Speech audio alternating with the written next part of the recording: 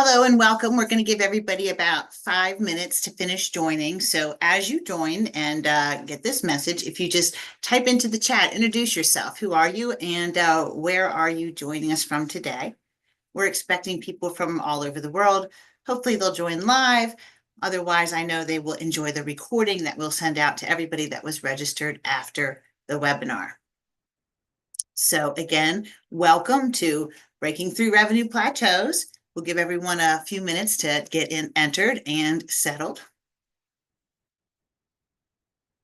I hope everybody's having a wonderful Thursday afternoon today.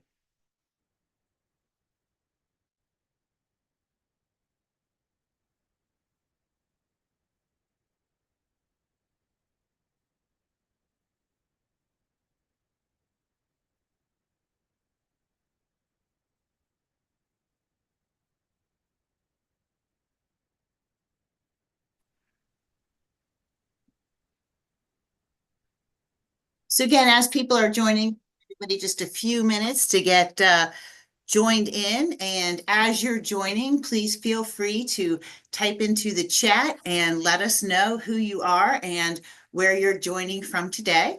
We have people from all over who are obviously looking to break through those revenue plateaus and scale their business.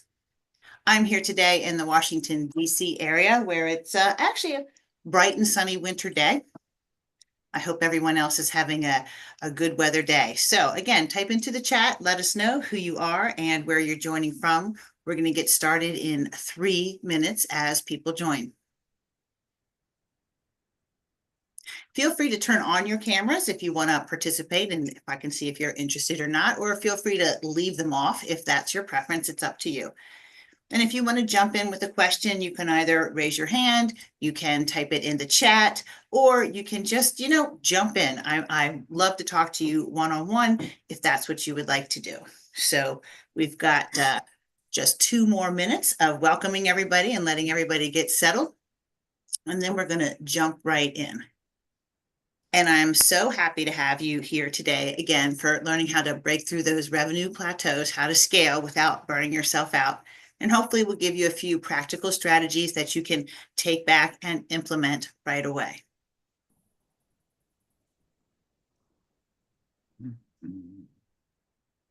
So with that being said, welcome everyone. We'll get started in just about 30 seconds. There we go. Okay, hello. I just am so glad that you're here, and I thank you so much for spending your time either live with us here today or in watching the recording. I know your time is valuable, and I appreciate you spending it with me. I'm Angie Dobransky. I'm the founder of Rad Strategic Partners and your partner for Radical Success. I'm thrilled to have you join me today as we're going to discuss how to break through various revenue plateaus and scale beyond 1 million or 5 million or even 10 million without burning out. So let me tell you just a little bit about me before we jump right in. I am the founder and chief coach, as I said, at Rad Strategic Partners. I've been 17 years now as a business and executive coach. And prior to that, I had over 20 years as an executive in the fashion industry. And I've worked with businesses of all sizes, from teeny tiny to Fortune 100. And I've helped hundreds of business owners achieve radical success. So today, I'm going to share with you some actionable insights to help you achieve radical success as well. So as I said, we give everybody a few minutes to get settled and welcome as we've jumped in now. And then we will talk about the roadblocks to scaling. What is it that gets in the way? What holds people back? And I'll show you a little bit later on where everyone gets stuck. We'll go through a few proven strategies to help you break through those plateaus. And that'll take us to about 1:40, so about 40 minutes into the webinar. And then we have 15 minutes for a live Q&A to answer your questions. Hopefully you'll jump in with a few, but even if you don't, I have a few prepared to answer as well. And then we'll give you some opportunity to learn more if those things resonated with you. So give me 1 second to let people in. There they are.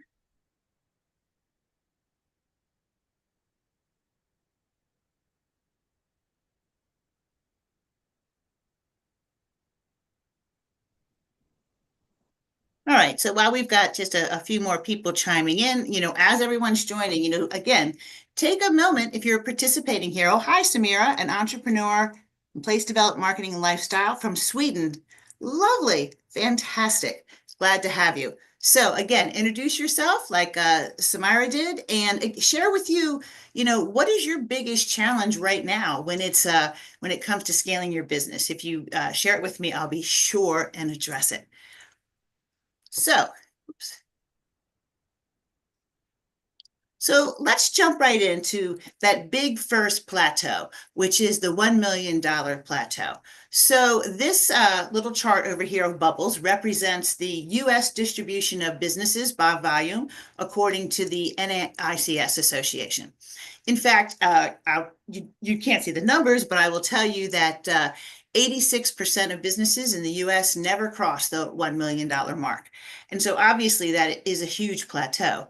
But if you look at it, the very largest dot here, this big teal dot, is the under $500,000 dot. So I think that is actually the first big plateau, is crossing from 500,000 to a million. Because $500,000 business may have just an owner or just an owner and a couple of employees. And it's a significant change to actually get to the million. And then that next big blue dot is the under a million. So the giant dot and the big blue dot, that is the 86% of businesses in the United States, and I'm sure it's similar worldwide, that are doing annual revenue of less than $1 million. And then once they break through that, the distribution gets, equally kind of interesting, right? You've got this next category is $1.5 to $2.5 million in revenue. Then the blue dot above is 2.5 to 5. The little tiny purple dot is 5 million to 10. That pink spot is 10 million and above. It's interesting to me that there's actually more businesses doing more than $10 million and $10 million in volume than there are doing between 5 and 10. But I actually really think once you hit 5, it's not that hard to go to 10. And so it's more of a work. So we've had a few more people introduce join. So again, you're welcome to turn your cameras on and participate that way if you want. You're welcome to leave them off.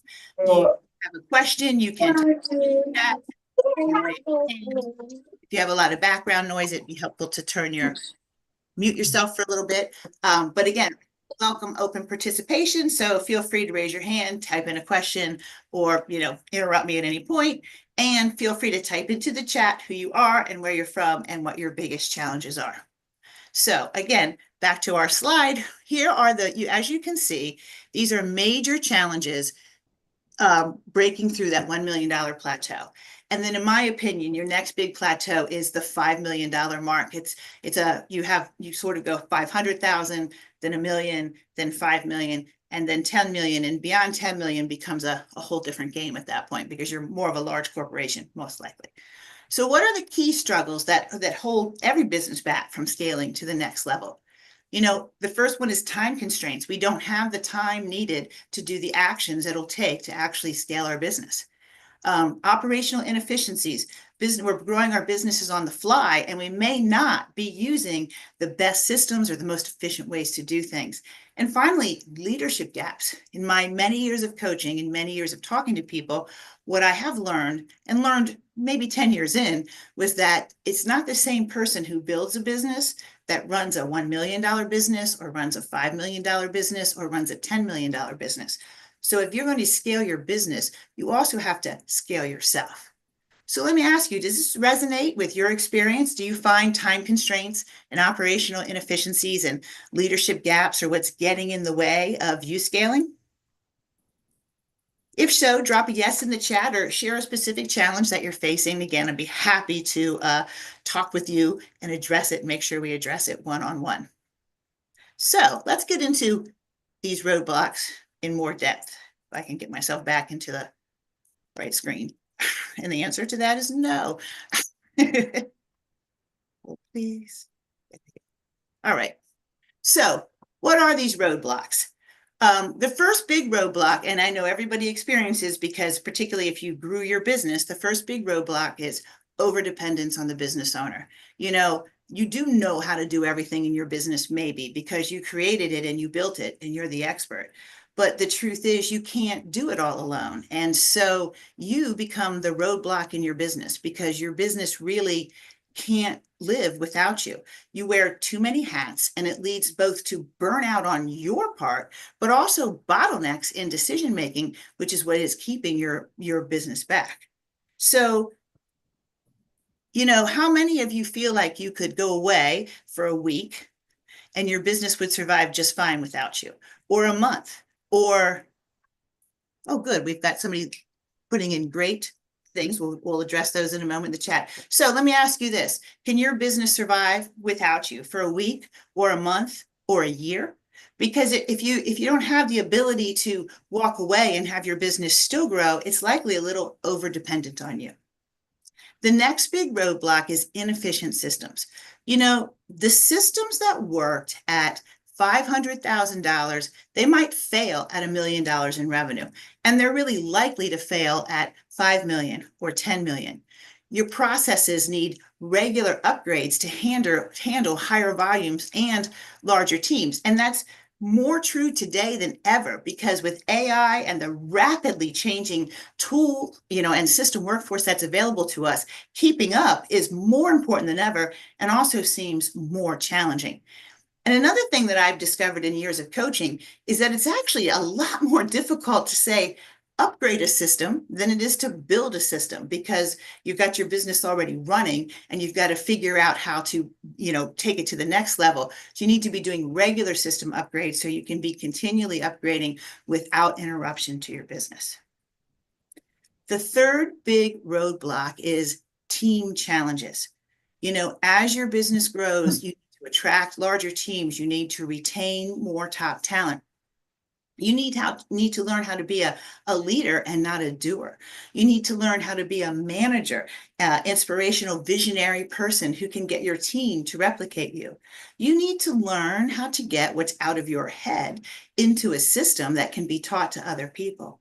And most importantly, you need to learn to empower your team to succeed and to let them do it. Because again, for your business to scale, it has to grow beyond you. The next, and in my opinion, the biggest roadblock that gets in our own way is mindset. Scaling requires a new mindset.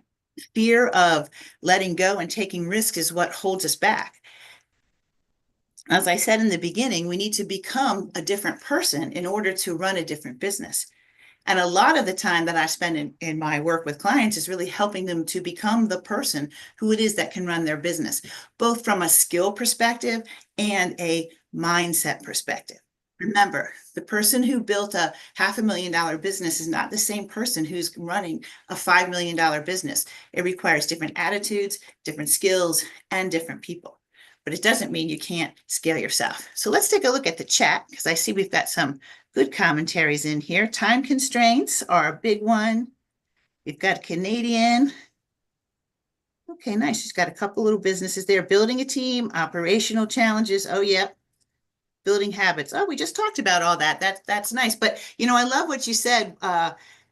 Operational is a challenge because software changes so fast.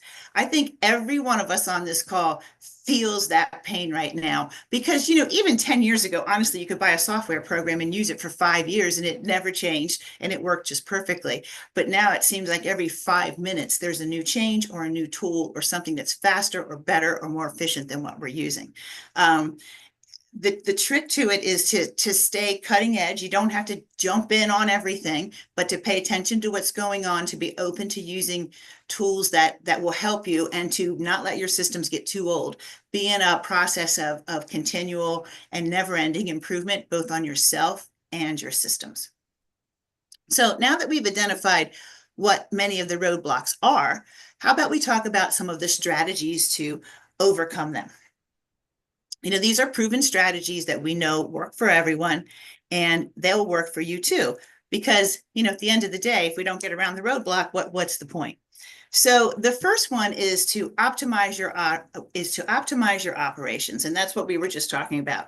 But it is about, automation and outsourcing and system upgrades and keeping your time free and your head clear.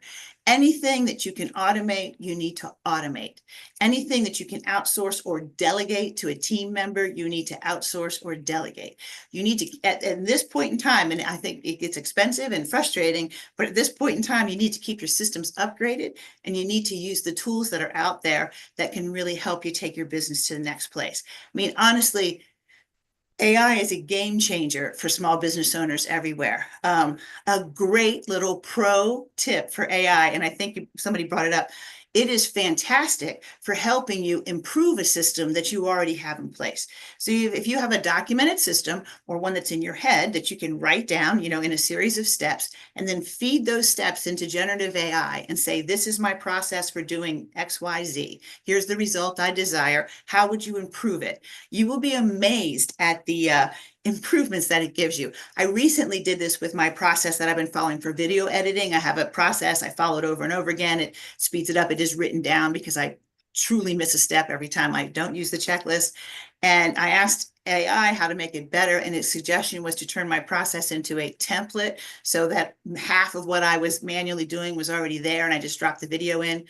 Shocked that I didn't think of that years ago myself, but brilliant tip, and honestly has already saved me hours and hours and hours of time and allows me to create better videos. So proven strategy one, optimize your operations, automate, use AI to help improve your systems, and outsource and delegate wherever you can.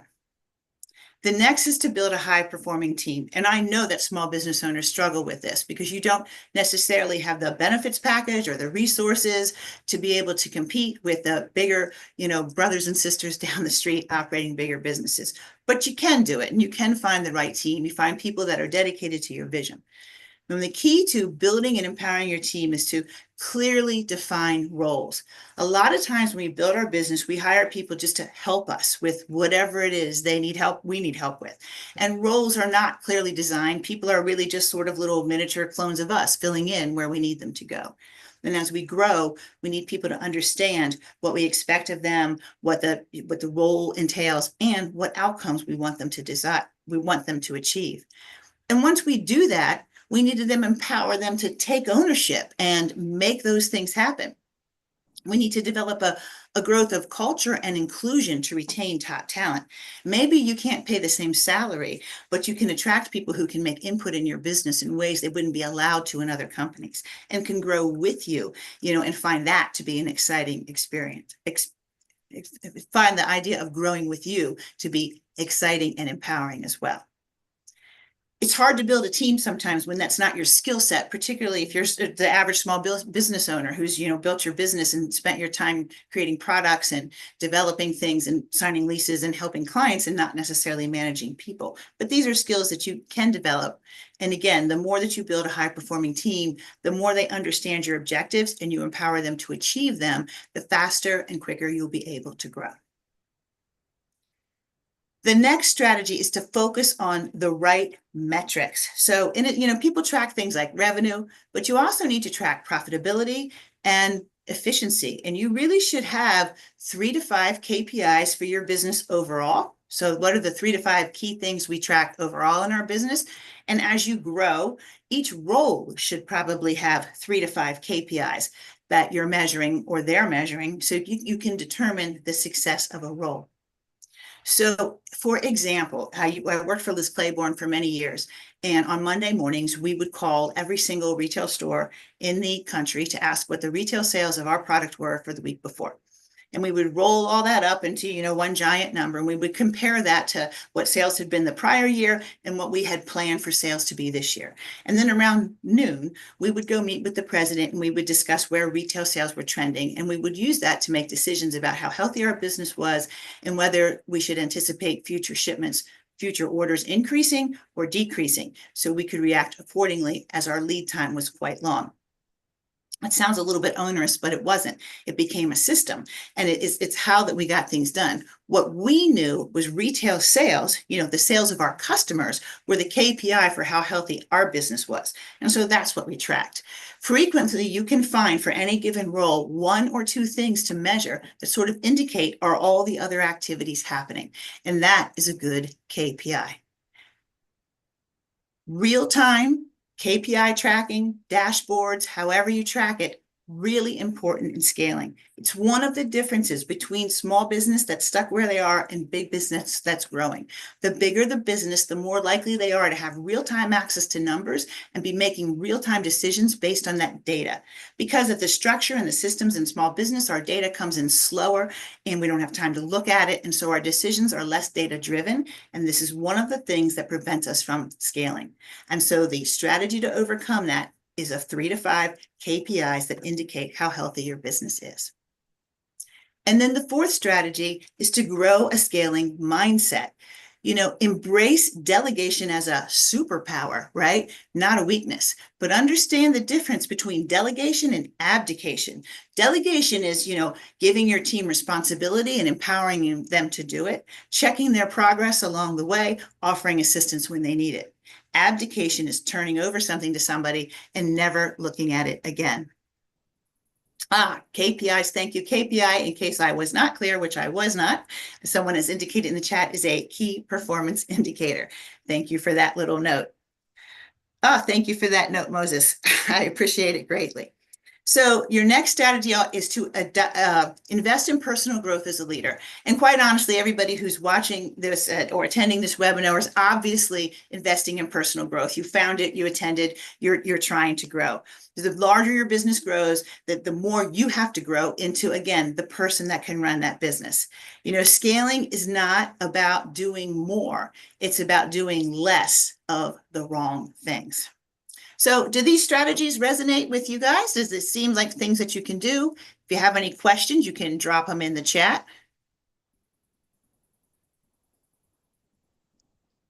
Let's see, anybody's coming in there? All right, excellent. Is resonating with people. That is fantastic. All right, so let me give you a little case study of a client that I worked with. So when I started working with her, she had good. Everybody's good. Again, if you have anything, just feel free to interrupt. I am here to make value for you. So I want to give you a case study about a client that I had. So I met this client, and at the time they'd been in business for 10 years, and they were doing about $500,000 a year, just under. And they had an owner and 2 employees. And they were frustrated at being stuck at this spot for so long. And so we came in and we started working on their business. And the first thing that we did was we actually changed their customer mix. We looked, they were a service-based firm who dealt with customers who paid an annual fee. And at the time, their average annual fee was $40,000 a year. And, we looked at it and we said, doing the math on this, there's no way that we can ever really scale or even make a profit, with the amount of hours and man hours it takes for this kind of fee. And so the first milestone we set was to make the minimum fee for a client $80,000, which was scary for the business owner. I remember vividly those conversations because it was terrifying. Their average fee was $40,000. We were now going to say the minimum was $80,000. I will tell you now their current minimum is $150,000, and they have clients that pay annual fees upwards of $300,000 a year. In fact, their average client fee right now is just under $200,000 a year. That's now. But the first thing we did was change that customer mix. And that really helped them. In 2 years, they went from 500,000 to $1.2 million. So 10 years in business, stuck there. Oh, hold on. I got another little feedback here. Is it? Oh, it's me. I have to move. I got it. I think this will, no, I see. Wait, I'll move over. Other way. It's hard. It's a mirror. Now I got it. Thank you. All right. Thank you guys for the feedback. All right. So we changed the customer mix. And in 2 years, they raised their revenue from 500,000 to $1.2 million. So 12 years to get to that $1 million mark, and they were super excited. And then we started feeling a lot of pain because it was very inefficient. Now we're doing $1.2 million. Owner still not making a lot of money personally. And that's when we restructured the team, completely changed the way that the team was structured. At the time, they basically had, 1 team member assigned to 1 account. And it's not efficient because there were many different functions and tasks that needed to be done. And, not everybody's great at everything. And so instead of, we restructured the team to have really different roles. So we had an account executive and a coordinator and an admin, and each person then worked on multiple accounts. And that really allowed then the team to have far more capacity for growth. And then we also developed KPIs. What were the key things that they needed to measure to be sure that the right things were getting done? So we established KPIs about profitability of client. We started tracking how many hours were spent for client. We created a tool for now estimating their contracts going forward. And it was based on partly, man hours per client. How much resources are we allocating to this client to come up with this fee? And then we tracked it to see, how many hours were we actually spending with these clients? And there's really dramatic results when we went back to the team and told them that, to reallocate their time differently, to say, hey, this is how much time we think you're supposed to be spending on various clients. Give it a try. And it really improved efficiency. And the result now is that they now do, this year, they did $2.5 million last year. I think 14 years in business now to get to $2.5 million. They're halfway to the $5 million mark. Given their current trajectory, they will probably hit that in 2026. That is the ultimate goal of this particular business owner. A service-based business in the United States doing $5 million in revenue is highly saleable for a large multiple of revenue. And that's the ultimate goal here, which I do believe they'll achieve, in the next few years. Which is pretty amazing. Particularly if you go back to that chart about how, 86% of businesses never cross the $1 million mark, and even less hit the $5 million mark. And this business created by, one person, also a female, even less females grow $1 million businesses than males. And, in the world, the way it is, has created this amazing thing, and will be able to sell their business and, retire. All while also, I will just mention, being a single parent, raising two boys who are both now succeeding very well in college. So how to scale without burning out. Now, in this case study, I would be dishonest if I did not tell you that there was serious pain and she was burning out at times. And there was a moment, and I can't remember the exact moment. And I know it was a team scaling issue where she was overwhelmed. And I actually, in one of our coaching sessions, said, is this what you want? Let's readdress what we're doing. And absolutely committed, knew it was a bump in the road, and got through it and continues to move forward and grow to this day. So when I say scale without burning out, you can scale without burning out. You can raise your family, you can travel, you can have a good time. Doesn't mean you're not burn out in small moments, if I want to be truly fair. Business is hard work, but there's also those times when, you've scaled your business and you've built a team. I have another client who built a team. And again, when I first started working with them, they had one employee, worked in the basement of their house, business completely dependent on them. And, they had a family illness and a death in their family where they took an unexpected, essentially 8-month hiatus from their business. And the business continued to run without them. And it was really that when they came back to work and said, wow, my business just ran without me for 8 months. Let's just scale it even bigger, right? Which it opened up the door to all new possibility. So, you address these things as they come. You believe that you can do it. You join a peer group, a mastermind group, you hire a coach, you lean on your spouse, you get help from people to help you grow into the person that you need and move these, tools along. So I think next we're going to go to Q&A. Let me see where the slide is. Yes. All right. So I have good, nice comments in the chat. If anybody's got some questions, I would love to take your little Q&A on what is relevant to scaling to you. Anybody?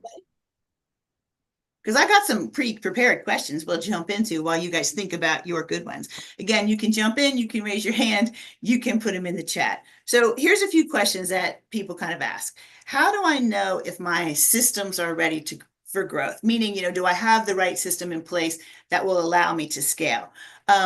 My answer to that is your system scalable? So if your system can grow with the business, then yes, you do. Many systems are very scalable. You can start with one user and they can grow to 100 and they still work, or 1,000 even, and they still work just as well. So if you look at the systems you have and you say, are these scalable? Can they grow with my business? Then yes, your systems are ready for you to scale. The other big part about your systems is, are they written down? Because if they're not written down, they don't really exist, in that they're not easily trainable to other people. And it is that training that allows you to scale. One of my favorite quotes that another business coach said to me many, many, many years ago was, you only train a piece of paper once. So if your systems are written down, you're probably ready for growth. Let's see if we're getting any. Let's see, what else do we have? Who else is asking a question? Okay, when should I hire my key team members? This is very tricky, by the way, and particularly when we talk about key team members. So in general, like your next level of team member, whether it's your first salesperson, your first bookkeeper, right? That next level, you almost always need to hire them right before you need them. So right when you start to feel the real pain of it and you're not sure you can afford them, that's probably the moment in time that you need to hire them. And I think those key hires, outsourcing bringing in a sales team, bringing in a finance team, those are really key hiring positions in scaling your business. And then the next piece of that, depending on where you are, is you have to surround yourself with a leadership team. So if it's just you as the CEO, and this, by the way, is how we got that last client. Yep, I'll address that quickly, Elsie, but perfect. Though I think, the way we got our last client through that pain point that they hit where they were really burnt out was actually to promote some team members into leadership positions, to bring them into part of the strategy, to hold them responsible in ways they hadn't been held responsible, to start to allow her to just get rid of things at a leadership level and focus more on scaling. So challenge is capital versus outsourcing as you're adding your first couple of team members. Yes, yes, yes, it is. So if you're hiring your first couple of team members, Elsie, generally the first couple of hires, I would say in my experience, 70% of the time are outsourcing or part-time. So I hired a part-time bookkeeper, I hired a virtual assistant, I hired an independent sales rep, I did some version of I hired a contract employee rather than I work from around the world. In the United States, we have two types of workers: employees. So those are people that are on payrolls. They have certain protections under the government, and their taxes are automatically withheld from their paychecks. And then we have contractors. They have far less protections from the government, and they essentially are independent business owners themselves who are responsible for following laws and filing taxes. They're same well. So for those of you who are not from the United States. So one of the things people do in the US is to hire contractors first because there's less of a tax burden, and contractors generally have more than one client. So they're part-time, not full-time. So one of the ways is to go part-time and contract as a way to get over that initial hurdle. And the other way, honestly, because at some point, is to take that leap of faith. Right? Is take that says, I know when I hire this person, my revenue will go up. And that works on, by the way, two kind of levels. I have one client that actually does it very well. But one of it is, hiring them is sort of putting out into the universe, I intend to grow and I'm bringing this person and I'm willing to make an investment. And the other way it works is because the more people you have on your payroll, the harder you will work to make your business succeed. In all my years as a business coach, and this is true of me and the other small business owner I've ever worked with, it is shocking to me how quickly we are willing to forego a paycheck. But how once we have team members, we are never willing, and usually not by law allowed to, forgo their paycheck. So it's a really weird way, but by bringing some people onto your payroll, it inspires you to actually move your business forward in a greater way. So do we have any other questions? All right, let's see what I've got one here. This is, how do you decide what to delegate first? If you don't want to burn out, you've got to get the stuff off your plate. I have long used a formula in my life, which is to decide what my value is as a business owner, the value of my time. So if you're on this call and you own a business, the value of your time is no less than $300 an hour. And if you don't believe that, you're wrong. So there's a value of your time. You're investing in a business, you're growing some things. I'll get to the good question, Akwazi. We'll address that. So decide the value of your time and anything that. What? I think that might be. I think it's background. Anything that you can hire cheaper than, your time value, those are the things you should start to get off your plate. In-house system or outsourcing, which is more efficient in your general advice? Okay. An outsourced system, meaning one you bought, right? So, or subscribed to or leased, is almost always where everybody starts out. And if you can find one that is made specifically for your industry, specifically for your tasks, those are usually excellent. And usually you will never build anything better than that yourself. That is where people start. I have found when people scale, they start to move to an in-house system, because what ends up happening is people have purchased a whole bunch of outsourced pieces, and now they don't really work together. And so they start to now have to come in and build a system. That's really your first huge system upgrade, is when you come in and try to piece all these pieces together. I have a client right now using a tool called Jerry to bring up all their systems in-house. And I have to say, it's going to dramatically change their business. We're already seeing dramatic results from it. How can one build a better team while it's remote? So a fun fact about me, it's a good question because it's high on everybody's head, hybrid working, remote working, how do we build a team? Fun fact about me is I have actually worked remotely since 1995. As the young women at my college that I was visiting said, I was the OG of remote work. And we were an extremely high performing team. This is when I worked for Liz Claiborne. We were doing hundreds of millions of dollars in volume. We all worked remotely all over the country so that we could be in the city where our clients were. It was a lot more efficient to work that way. The reason we worked that way is because I had started at Monet Jewelry, and that was how we worked at Monet, because Monet was a smaller company. And when they were purchased by Liz Claiborne found that was a bizarre way to work, and they were planning to get rid of us. And they actually found we were the most efficient division in the company, and more people started working remotely. So here's the thing: remote teams work when you treat them as if they were there with you, meaning you pop in and see what they're doing, either whether that's chat, phone call, whatever. Every day, you should talk to every member of your team that reports to you. I can't believe how many business owners I've said that to you, and they've been shocked. They'll go a full week or more without talking to their team members, and then they can't figure out how they got so far off track. If you want your remote team to stay on track, talk to them every day. When I worked for Liz Claiborne, I talked to my boss every single day, and so did every one of my peers. Those conversations, they weren't long most of the time. They were 1 minute, 5 minutes, most. If there was a problem, they were longer. But the conversation that you have every day with your high-performing remote team goes something like this: how are you doing? What are you working on? Sounds good. Or, how you doing? What are you working on? Could you work on this instead? It's just keeping everybody on track every day. Or you can, people have remote huddles. Everybody comes in for 10 minutes at the same time on a remote team meeting.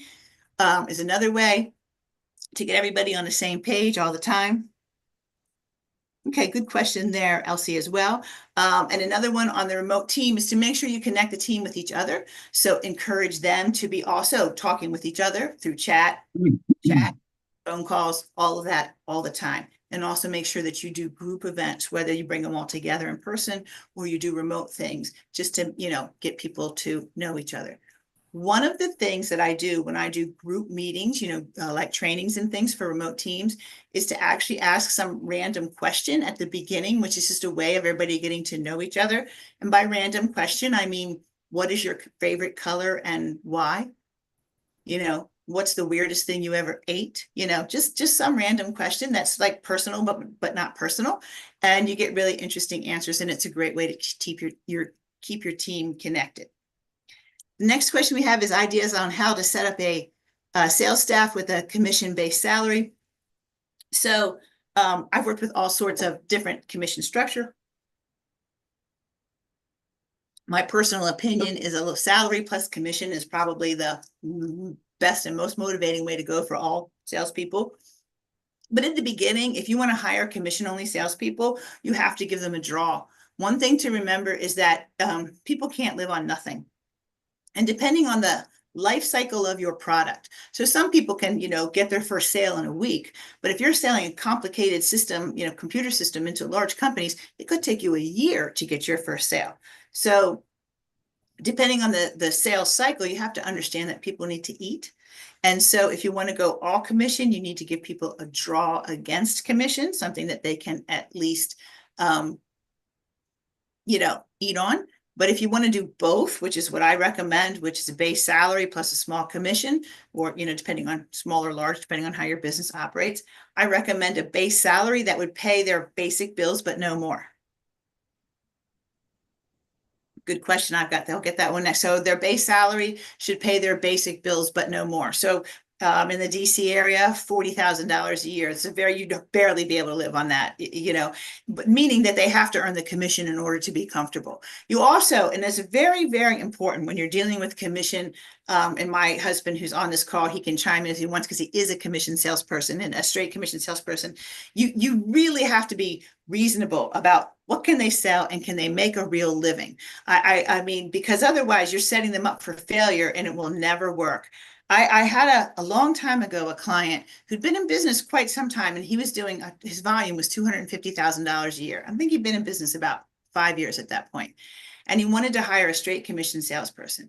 And based on the structure he created, they would need to sell $500,000 a year in business to make a living. And I was think that's unreasonable. Like, you have not been able to sell $500,000. How can you expect this person to be able to do it? So you just make sure your commission structure works. But I'm a big believer, by the way, in commission incentives. And Ron, as a straight commission person, do you want to chime anything in to, if somebody hiring you, how does that work? Well, I think, can you hear me? Yep. Okay. I think the most important thing that you touch base is you have to eat. Okay. So you need something. I think either something good as a salary being a draw against your commission. One scenario I saw that worked really good is they paid a higher commission on the initial sale. Okay, on the headhunter, and you pay maybe a 15% or whatever, depending upon what your margins are at. But then on the next year, when it became a maintenance or just it became, you gotta maintain the hunter out there and getting new clients with attrition and stuff you're going to break down. But the commission on the second year for that client was a little bit less than it was for the first year, for the initial year, because there was the incentive there. And there's a flaw in that as well, because sometimes if you don't have the two percentages close to each other, They won't take the care of the client. right, and then the salesperson leaves. The advantage there, though, back to the company is hopefully you can retain the accounts, and as the salespeople chime in and chime out, you get that headhunter, the people that are out there. But then it's up to the company themselves to maintain, I think you had a the good point sales. there in the beginning, Ron, that I didn't bring up at all, which is that when you have a commission sales team, you do need to motivate them to be continually bringing in new business, particularly if they, are bringing in clients that pay forever, where they're going to get commission forever or repeat business, because they'll get comfortable and stop bringing in business. And that's not really your goal if you want to scale either. So. We got another question on remote work. How do you build collaboration as a key culture? First of all, you set it up into the ways your systems and teams work together, right? So that roles are interdependent on each other. Another way is to connect your team. So when I worked remotely a bazillion years ago, as the OG, we didn't have video calls. In fact, we used to dread the day that we would actually have to do our hair every day. But it's funny that we live in this world now. But we had instant messenger. It was AOL instant messenger, only thing that existed at the time. And now with Teams, same thing, right? And I think Zoom also has the same thing built into their team space. Basically, one of the requirements was that you had your chat on all day long. So as you were working in front of your computer, your chat was always open.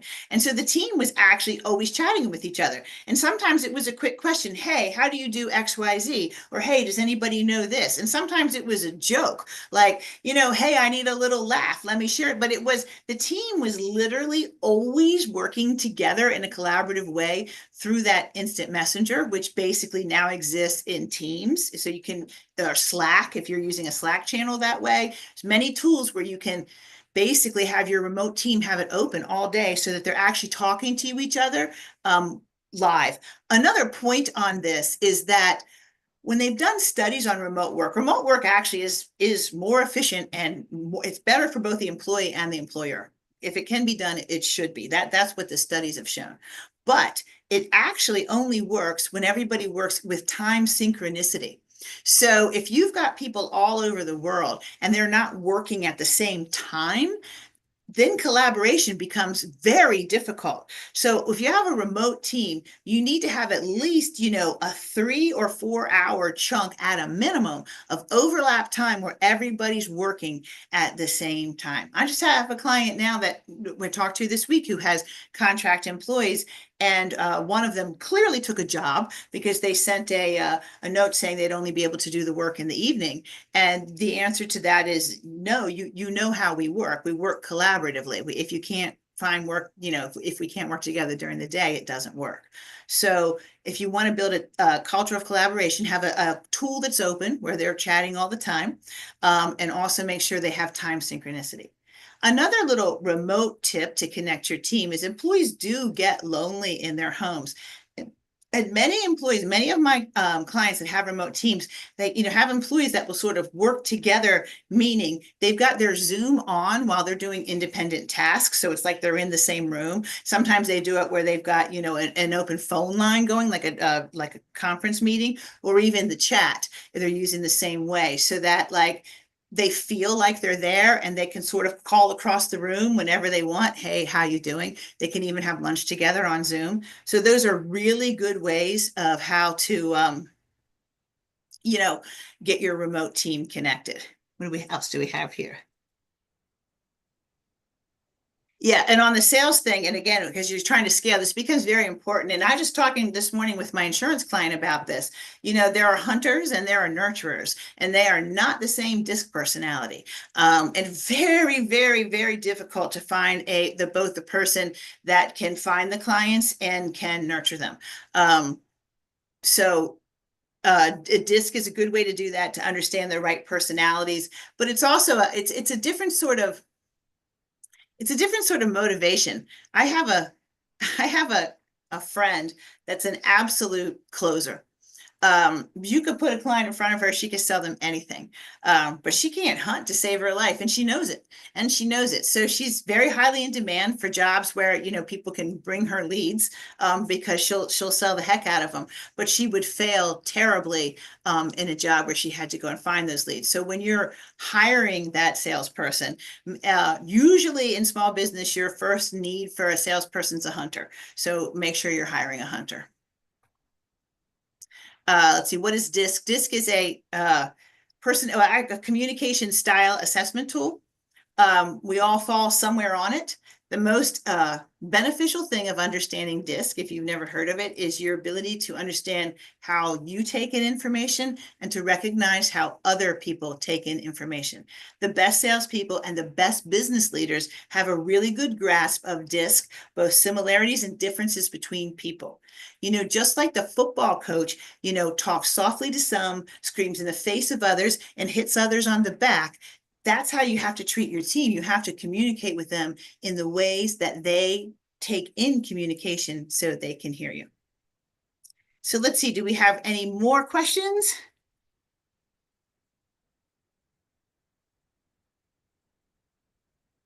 What are the first steps to building a strong leadership team?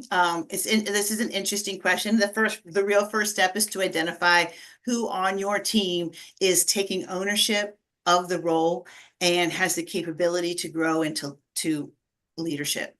So it's look at your own team and identify that person. And I've had business owners who have looked at their team and realized it was no one. And I've had business owners who have looked at their team and found plenty of people. So identify the person who's taking ownership, who believes in your vision, and who shows that they have the capability to grow and scale along with you. So I think that is probably, let's see, where are we? Yes, I think that's about it for Q&A. I'll take one last question if anybody has one.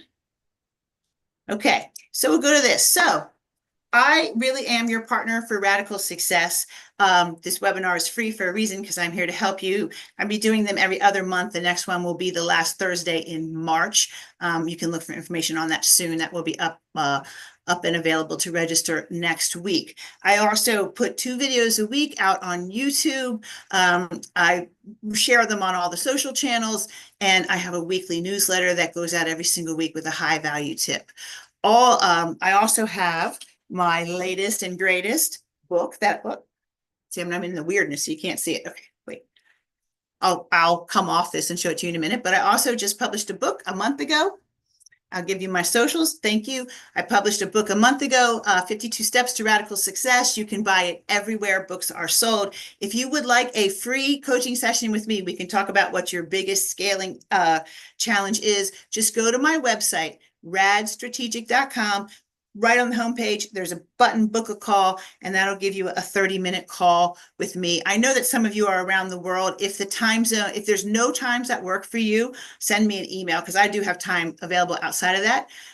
So try the calendar first. If nothing works for you and you really want to meet, send me an email. We can find a time that works.